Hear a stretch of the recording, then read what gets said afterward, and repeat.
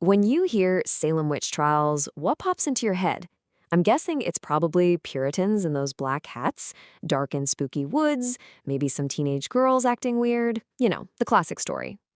But what if I told you that entire story we think we know leaves out the single most important person? We're about to dig into the story of Tituba, an enslaved woman who found herself at the absolute center of the Salem storm, and who, with some quick thinking, changed the course of American history.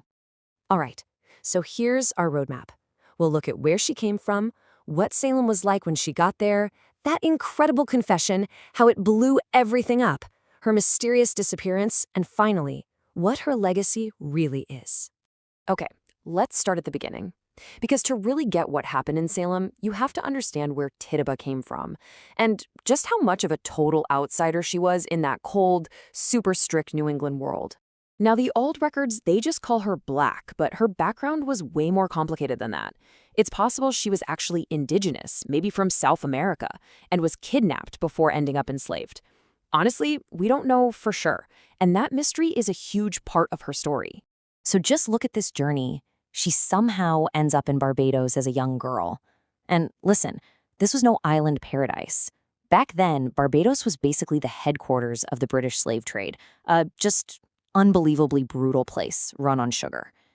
And it's there she's bought by a guy named Samuel Parris, who eventually packs up and drags her all the way to Salem, Massachusetts. And this is where it gets really wild.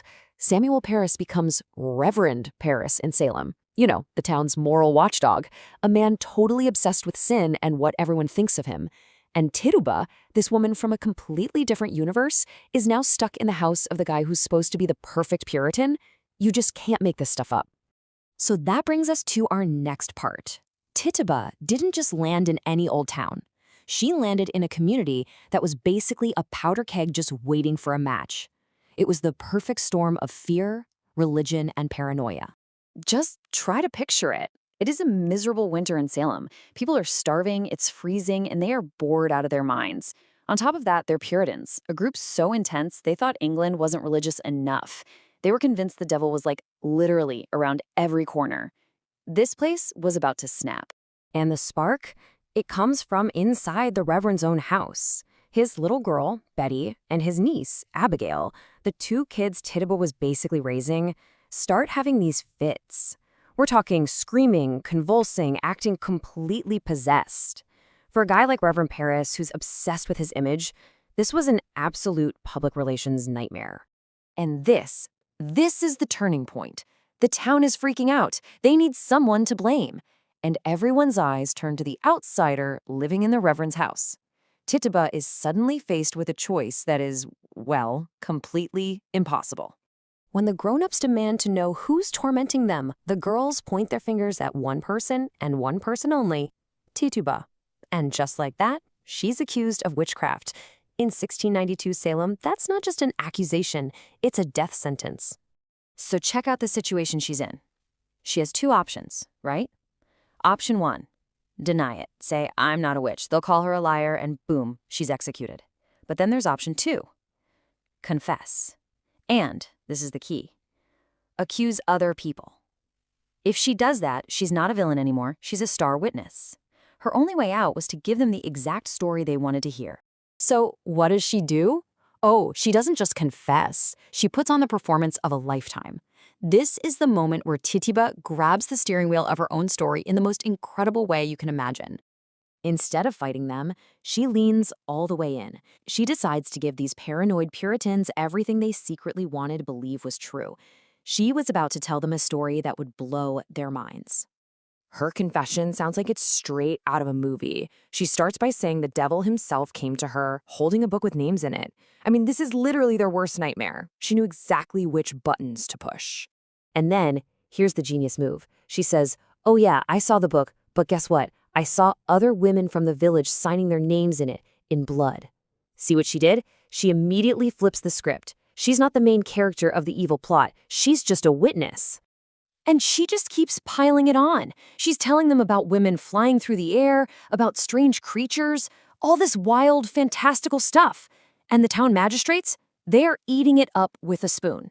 This confirmed every dark, paranoid fantasy they'd ever had. So you have to wonder, how did she come up with this stuff? Well, she was brilliant. She pieced it together from all these different places.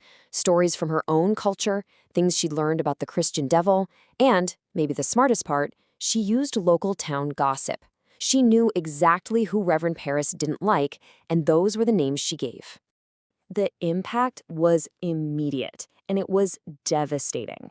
Tituba's story basically gave everyone a permission slip to go nuts. Accusations started flying. You had an argument with your neighbor? Witch. Someone owed you money? Definitely a witch. The hysteria she unleashed was like a tidal wave. So what about the woman who kicked it all off? Well, as Salem is literally tearing itself apart, Tituba's story takes another crazy turn. She manages to survive the chaos, but then she just disappears. Look at the two very different outcomes here. For Salem, it was just total madness and death. But for Tituba, her plan worked. Since she was now a key witness, they couldn't execute her, so they threw her in jail. And as horrible as jail was, in the spring of 1692, it was probably the safest place in town. And this is the tragic human toll of it all. 25 people died. 20 were executed, and another 5 died in the awful conditions in the prisons. All while Tituba, the very first person accused, sat in her cell and waited it out. You'd think Reverend Paris would have, I don't know, helped the woman who kinda saved his skin by confessing. Nope. He just left her to rot in jail, and he wouldn't even pay the small fee to get her out. But then the record shows something really weird. A mystery person pays her fees, she walks out of jail, and vanishes from the pages of history. And we have absolutely no idea what happened to her. Historians guess that maybe that unnamed person was her new owner, or maybe she was so sick from her time in jail that she died soon after. And then there's my personal favorite theory, that she just escaped and finally got to live a free life. We'll probably never know for sure. So this brings us to the big question. How are we supposed to think about Tituba? Was she a victim, a brilliant survivor, or was she the one who lit the match? The truth is, it's complicated. And here's something that makes her story even more amazing. The name Tituba is completely unique. Historians have searched and searched, and they can't find any other record of it. She was a one-of-a-kind person, which makes her disappearing act even more profound. I think this really nails it. She was targeted because she was different, because she was an easy person to blame for a community that was drowning in fear. But she refused to just be a victim. She was smart enough to look at this insane situation and figure out the one move on the chessboard that would let her walk away. And so we're left with this question. It's a real-life history mystery.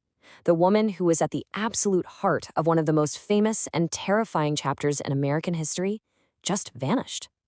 Her story is this incredible reminder of all the voices we've lost to history, and it just leaves you wondering, what in the world ever happened to Tituba?